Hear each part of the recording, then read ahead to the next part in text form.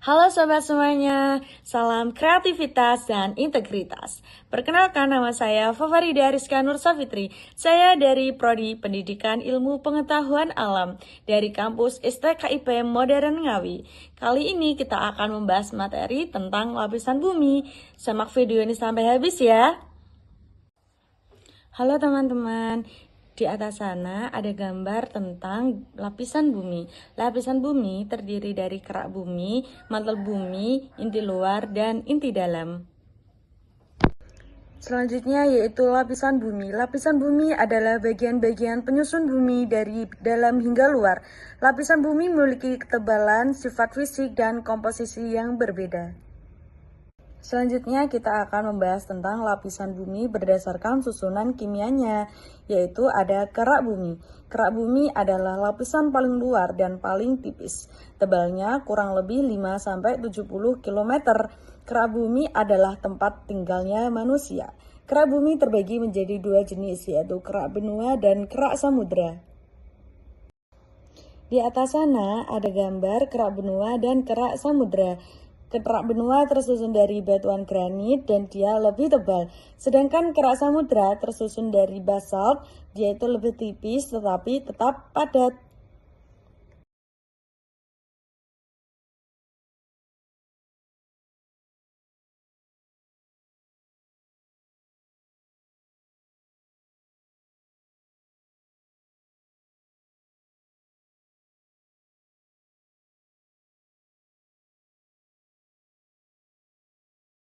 Selanjutnya yaitu ada inti bumi. Inti bumi terbagi menjadi dua macam, yaitu inti luar dan inti dalam. Inti luar adalah tebal kurang lebih 2.200 km. Inti luar berwujud cair, yaitu tersusun dari besi dan nikel. Pergerakan cairan inti luar membentuk medan magnet. Sedangkan inti dalam atau inner core itu adalah tebal kurang lebih 1.250 km. Dia berwujud padat karena tekanan sangat besar, suhunya sangat tinggi sebesar 5.000 derajat Celcius. Selanjutnya yaitu lapisan bumi berdasarkan sifat fisiknya, yang ada litosfer, astenosfer, mesosfer, inti luar, dan inti dalam. Ini adalah ciri-cirinya. Litosfer, kerak plus mantel atas, padat, tempatnya gempa. Dan astenosfer yaitu mantel atas yang bersifat plastik atau semi cair. Yang mesosfer adalah mantel bagian bawah yang itu keras. Inti luar itu adalah cair, sedangkan inti dalam adalah padat. Lapisan kedua yaitu stratosfer. Lapisan stratosfer adalah lapisan yang melindungi makhluk hidup dari sinar ultraviolet atau UV, karena stratosfer merupakan tempat bernaungnya lapisan ozon atau O2 yang dapat menyerap sinar ultraviolet. Lapisan stratosfer tingginya sekitar 12-50 km dari bumi dan suhunya mencapai sekitar 55 derajat Celcius. Akibat adanya kenaikan panas yang cukup drastis pada lapisan ini, lapisan paling atasnya bernama stratopause yang membatasi stratosfer dengan lapisan di atasnya. Ciri-ciri stratosfer yaitu lapisan terendah kedua setelah troposfer. Yang kedua berada di ketinggian sekitar 12-60 km di atas permukaan bumi. Yang ketiga yaitu memiliki sifat udara yang kering karena tidak mengandung uap air, awan, dan debu. Yang keempat, semakin bertambah ketinggian, semakin meningkat juga suhunya. Yang kelima yaitu terdapat lapisan ozon yang menyerap sinar ultraviolet dan tempat stratifikasi suhu. Lapisan yang ketiga yaitu mesosfer. Lapisan mesosfer adalah lapisan atmosfer yang berfungsi sebagai tempat terbakarnya meteoroid. Jadi kita terlindungi dari ancaman benda angkasa yang bisa saja jatuh ke bumi. Suhu di mesosfer dapat mencapai kurang 83 derajat Celcius. Karena pada mesosfer berlaku hukum atau gradient thermi. Juga lapisan mesosfer terletak pada ketinggian 50-80 km dari bumi dan puncaknya bernama mesopause. Ciri-ciri mesosfer. Yang pertama, berada di ketinggian tinggi sekitar 60-80 km. Yang kedua yaitu meteor yang mencapai mesosfer akan hancur terbakar dan menjadi pecahan-pecahan kecil yang disebut meteoroid. Yang ketiga yaitu terdapat lapisan mesopause atau lapisan yang menjadi pembatas antara mesosfer dengan termosfer. Yang keempat yaitu mengalami penurunan suhu saat bertambah ketinggiannya. Yang kelima yaitu penurunan suhu menyebabkan pergesekan objek dari luar angkasa sehingga meteor dapat terbakar. Pembahasan yang ketiga yaitu mesosfer. Lapisan mesosfer adalah lapisan atmosfer yang berfungsi sebagai tempat terbakarnya meteoroid. Jadi kita terlindungi dari ancaman benda angkasa yang bisa saja jatuh ke bumi. Suhu di mesosfer dapat mencapai kurang 83 derajat Celcius karena pada mesosfer berlaku hukum atau gradient thermi. Juga lapisan mesosfer terletak pada ketinggian 50-80 km dari bumi dan puncaknya bernama mesopause. Ciri-ciri termosfer. Yang pertama yaitu terdapat di ketinggian sekitar 500-1000 km di atas permukaan bumi. Yang kedua yaitu sering disebut sebagai lapisan panas atau hot layer. Dan suhu udara pada bagian paling atas lapisan termosfer bisa mencapai lebih dari 1000 derajat Celcius. Yang ketiga yaitu terdapat lapisan ionosfer yang berfungsi sebagai memantulkan gelombang radio yang bermanfaat bagi satelit dan komunikasi. Yang keempat yaitu mengandung massa udara yang rendah dengan temperatur tinggi sehingga tidak mampu menghantarkan panas ke benda-benda seperti satelit dan astronot. Yang kelima yaitu memiliki udara yang sangat tipis dan gas yang bisa ditemukan adalah atom oksigen atau O2, atom nitrogen atau N, dan helium atau He. Pembahasan yang kelima yaitu eksosfer. Lapisan eksosfer adalah lapisan paling luar dan paling atas dari atmosfer. Lapisan eksosfer berada pada di atas 400 km dari permukaan bumi.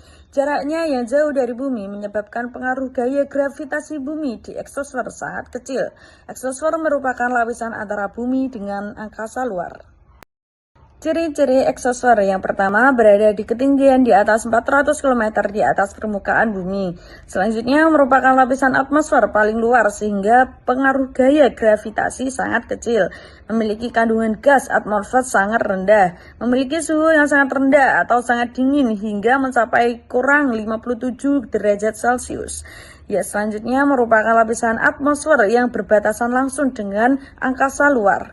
Yang keenam merupakan lapisan yang sangat berbahaya. Yang ketujuh dapat menghancurkan benda-benda luar angkasa dan meteor. Yang kedelapan tempat terjadinya berbagai gerakan atom yang tidak beraturan. Yang kesembilan tempat debu meninggalkan atmosfer bumi hingga mencapai ketinggian 3150 km. Yang ke-10 yaitu tidak memiliki tekanan udara sama sekali atau sebesar 0. Nah teman-teman, ternyata litosfer itu sering terjadi persatuan sehingga akan dipisahkan dengan hidrosfer. Hidrosfer memisahkan antara lapisan litosfer yang satu dengan yang lain, yang mengakibatkan adanya material panas yang membuat permukaan di tiap bagian litosfer itu berbeda-beda. Adanya perbedaan permukaan dari tiap lempengan di litosfer itu terbagi menjadi dalam dua teori. Teori yang pertama yaitu teori tektonik lempeng. Alfred Wegener, seorang meteorolog asal Jerman, mengatakan bahwa teori tektonik lempeng menganut bahwa di zaman dahulu semua benua di bumi ini menyatu dan membentuk dataran yang luas. Sebutannya Pangea. Sekitar 200 juta tahun yang lalu, Pangea mulai terpisah dan bergerak menjauh secara perlahan. Sayangnya, teori ini tidak didukung penjelasan bagaimana cara Pangea itu saling menjauh. Soalnya dari dulu, ketika Pangea menjauh itu tidak ada keterangan yang jelas.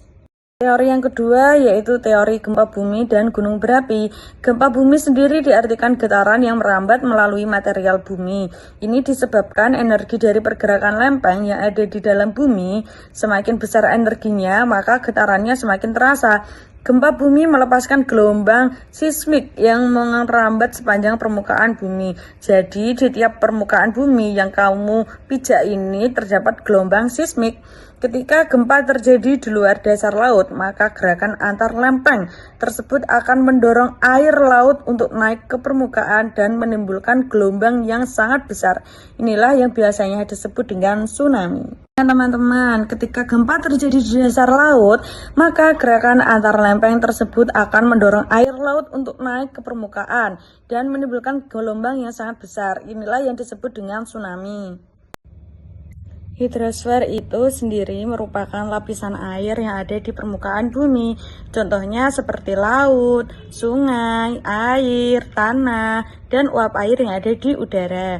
Nah, keberadaan air di permukaan bumi ini sangat berkaitan dengan siklus air atau yang dinamakan dengan siklus hidrologi. Nah, secara umum ada 4 tahapan di dalam siklus hidrologi, seperti gambar yang ada di atas ya.